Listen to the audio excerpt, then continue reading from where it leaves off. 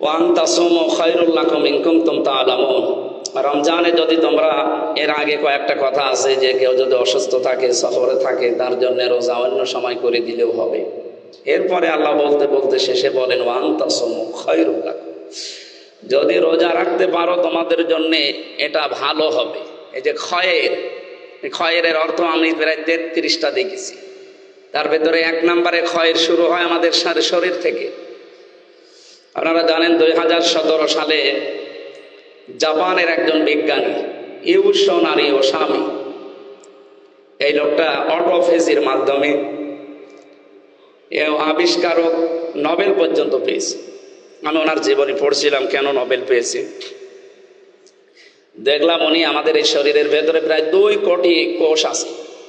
এই কোষগুলো অটোমেটিক ভাবে যারা আমরা খাবার খেতেই থাকি 11-12 মাস একাধারে, এই 2 কোটির পাশে আরো কিছু অতিরিক্ত কোষ বৃদ্ধি হতে থাকে। মানে উদাহরণ দিতে গিয়ে ওটা লিখেছে ইংরেজিতে, ওটা আবার ভার্সন দিয়েছে বাংলায়।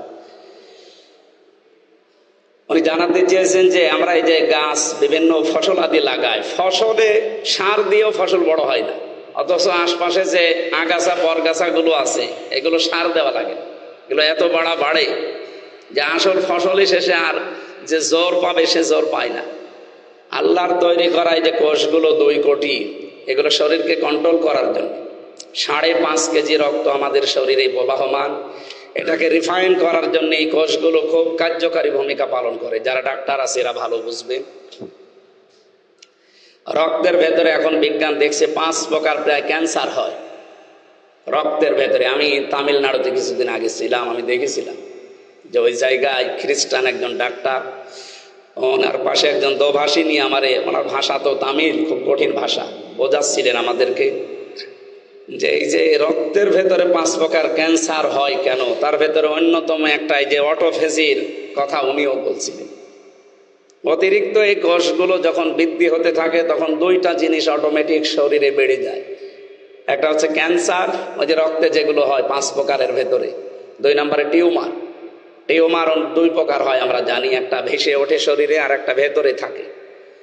আমাদের অনেকের শরীর টিউমার আছে। তো এখান থেকে পরিত্রাণ পাওয়ার জন্য অতিরিক্ত এই যে পরগাছা আগাছা এই কোষগুলো, এগুলো মুক্ত হওয়ার জন্য কি করা যায়। মানে দেখলেন 29 থেকে 30 দিন যদি একাধারে কেউ 12 থেকে 14 ঘন্টা না খেয়ে থাকতে পারে, একাধারে 1 মাস, তাহলে যে কোষগুলো আল্লাহ অটোমেটিক আমাদের শরীরে দিয়েছে ন্যাচারাল ভাবে, এই কোষগুলো তখন ক্ষুধার্ত হয়ে যায়। তখন আশপাশে যারা আছে ওদেরকে খেতে আরম্ভ করে। 29-30 দিনে পুরাটা একেবারে সাভার করে ফেলে, আমাদের আগের মতো শরীর বানিয়ে দেয়। 2 নম্বরে আমাদের রক্তের ভেতর যে ক্যান্সার, এগুলো থেকে আমাদের বাঁচায়। 2 নম্বরে 3 নম্বরে আমাদের শরীরে যে টিউমারগুলো ক্ষতিকারক যেগুলো, এখান থেকে আমাদেরকে রোজার মাধ্যমে বাঁচিয়ে দেয়। উনি চিন্তা করেন তথ্য পাওয়া যায় কোথায়। পৃথিবীতে প্রায় 4,500 ধর্মগ্রন্থ আছে আমরা জানি। উল্লেখযোগ্য যেগুলো, এর ভেতরে প্রায় 27টা ধর্মীয় গ্রন্থ উনি এক জায়গায় করে একটা করে মিলাচ্ছিলেন। সর্বশেষ আমাদের মুসলমানদের ধর্মীয় গ্রন্থ, আমরা মুসলমানদের বলি না, এটা সারা বিশ্বের জন্য, কোরআনে কারিমের এই সূরা বাকারা 184 নম্বর আয়াতের শেষের অংশটা উনি পেয়েছেন ওয়ান তাসুমু খায়রুল লাকুম ইন কুনতুম তা'লামুন। যদি তোমরা রোজা রাখতে পারো। মুসলমানরা রোজা রাখে কয়দিন? 30 দিন। ওনার থিওরির সাথে এটা মিলেছে যে দিনের বেলা এরা 12 থেকে 14 ঘন্টা না খেয়ে থাকে একাধারে, 2-4 দিন 5 দিন না, 1 মাস। এই কারণে এদের এই রোগ থেকে বাঁচার সম্ভাবনা বেশি। ওনারে নোবেল তো আর খেলা করার জন্য দেয়নি, বিভিন্ন দিক বিবেচনা করে দেওয়া হয়েছে। রোজার দ্বারা যে উপকার হয় তার 1 নম্বরে এইটা। এরকম 27টা বিষয় আমি পেয়েছি আজকে। রোজার পুরস্কার হিসাবে, তাকওয়ার পুরস্কার হিসাবে 7টা বিষয় মাস্ট বি পাওয়া যাবে। 1 নম্বরে, দুনিয়াতে কোনো মানুষ যদি বিপদে পড়ে, তাকওয়া যদি সত্যি তার থাকে, ওমাইয়াত্তাকিল্লাহা ইয়াজআল লাহু মাখরাজা, ওই মানুষকে আল্লাহ বিপদে পড়লে এমন জায়গা থেকে রাস্তা বের করে দেবে যে ওর ধারণাও ছিল না। আমরা এখানে প্রায় 9টা পয়েন্ট পেয়েছি, তার ভেতরে ইউসুফ নবীর জীবনী থেকে শিক্ষা নেওয়া যায়। উনি যে সময় দরজার কাছে গিয়েছিলেন, দরজায় যাওয়ার আগে ওনার ভেতরও মানবিক চাহিদা ছিল। কারণ যে মহিলা তার সামনে দাঁড়িয়ে আছে এটা তো সাধারণ মহিলা না, আরো কালো ধলাও না, বিশ্বের অন্যতম সুন্দরীর ভেতরে একজন। আপনারা জানেন জুলাইখার আমি জীবনী পড়েছি তাফসিরে জালালাইনের ভেতরে, পৃথিবীর ভেতরে 4 জন মেয়ে লোককে আল্লাহ সবচাইতে সুন্দর করে বানিয়েছিলেন। তার 1 নম্বরে আমাদের আদি মাতা হযরতে হাওয়া আলাইহিস সালাম, 2 নম্বরে এই জুলাইখা।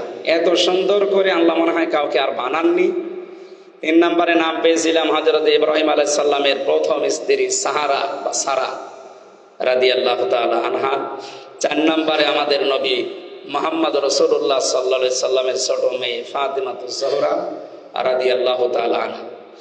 এই যে এই মেয়েদের প্রথম হাওয়া আলাইহিস সালামের পরে যার নাম আমরা দেখলাম জুলাইখা, তার শরীরের সব কাপড় প্রায় উলঙ্গ করে যখন সামনে দাঁড়িয়ে আছে, তার সামনে যিনি আছেন হযরতে ইউসুফ, তিনি তো আমাদের মতো এরকম দুর্বল শরীরের না। আমরা জানি নবীদের শরীরে আমির হামজার মতো 100 হামজার শরীরের যে শক্তি, এইরকম যৌবন, এরকম শক্তি আল্লাহ দিয়েছিলেন।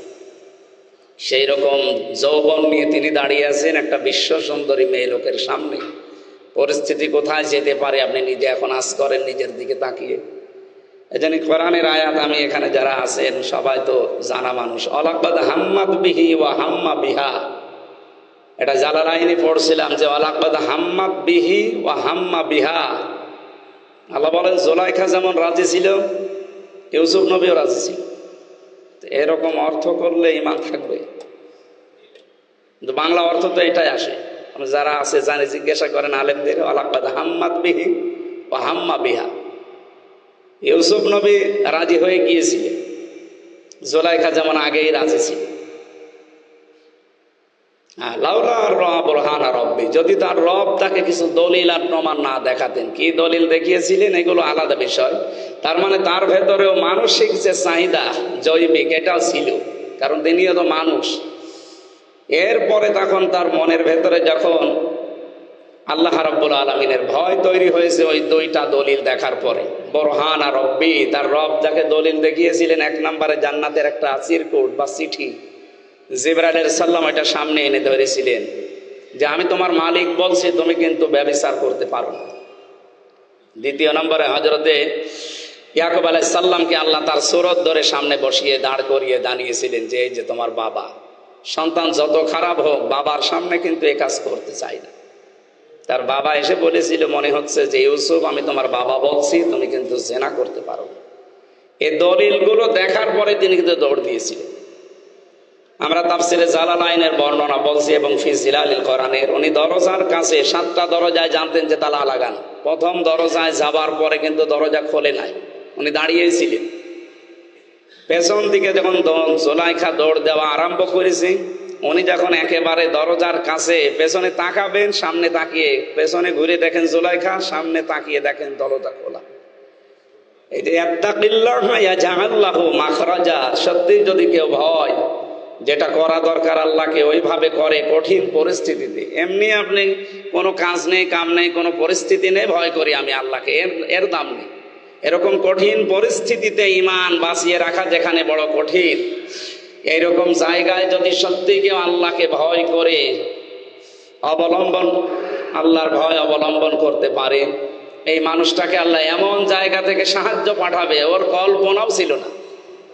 আমরা জানি কল্পনার জগৎ এটা অনেক বড়। আমি এখানে কল্পনা করলাম শিল্পকলা একাডেমি হয়ে যাক, 1 সেকেন্ডে হবে এটা? কত সময় লাগবে? 1.5-2 বছর 3 বছর সময় লেগে যাবে। এই জন্যে আমরা তাকওয়া অবলম্বন করলে, আমার এই আয়াত থেকে যেটা শিক্ষা দেওয়ার বিষয়, রব্বুল আলামিন আমাদেরকে যেটা জানাতে চেয়েছে, যে মানুষের কল্পনার বাইরে যে জগৎ আছে, এইরকম সাহায্য আল্লাহ তার জন্য পাঠাবে। আল্লাহ আমাদেরকে যেন এরকম সামনে কিছু খুলে দেন। সকলে আমরা বলছি আমিন। আমরা আরো যতগুলো কথা করেছিলাম সবগুলো তো বলা এখন সময় নেই।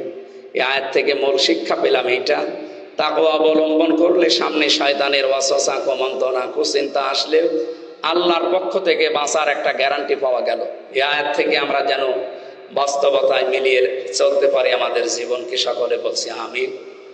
আমি দোয়া চাচ্ছি, আজকে কালকে রাতে একটু বাইরে ফ্লাইটগুলো আছে এবং আমি মালয়েশিয়া, ওখানে ডক্টর মিজানুর রহমান আজহারি ভাই, ডক্টর নূর মোহাম্মদ ওসমানী সাহেবের কাছে উনি পিএইচডি করেছিলেন, আমার বিশ্ববিদ্যালয়ের ডক্টর নাসির উদ্দিন মিজি স্যারের বন্ধু, উনি ওই ভার্সিটিতে আছে। আমি চেষ্টা চালাচ্ছি ওখানে যে এই থিসিসগুলো জমা দেওয়ার মাধ্যমে ওই জায়গায় যদি সুযোগ পায় এমফিল এবং পিএইচডি যেন মালয়েশিয়া বিশ্ববিদ্যালয়ে করার চেষ্টায় আছে। আপনাদের দোয়া আছে, যেহেতু কালকে ফ্লাইট, তো আজকে রাতে চলে যাবো। আল্লাহ আমাকে যেন তৌফিক দেন এবং আপনাদের দোয়া আমার সাথে যেন সব সময় থাকে। আমাদের যোগ্যতা না থাকলে কিন্তু জমিনের যে সমস্ত দায়িত্বভার, শাসন ক্ষমতা, এগুলো আল্লাহ আমাদেরকে দেবেন না।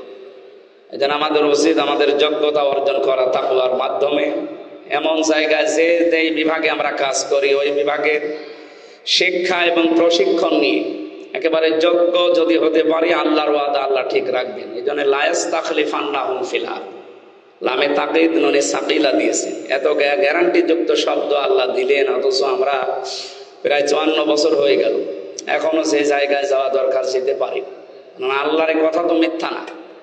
যেহেতু কামাস্তাখলাফাল্লাযীনা মিন ক্বাবলিহিম, তোমাদের পূর্বে যারা এই দুইটা গুণী ছিল তাদেরকে আমি দিয়েছিলাম, তাহলে আমাদের জন্য আল্লাহ দেবেন না কেন?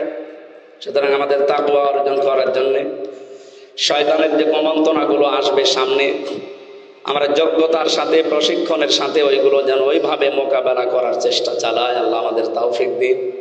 সবচাইতে বড় বিষয়, শয়তান ধোঁকা দিয়ে যদি বোকা বানিয়েও ফেলে, ফাইদা হুম মুবসিরুন, আল্লাহ বলেন তাদের অন্তর্দৃষ্টি আমি আল্লাহ খুলে দেই, তখন তারা ওই অন্যায় কাজ থেকে ফিরে আসে।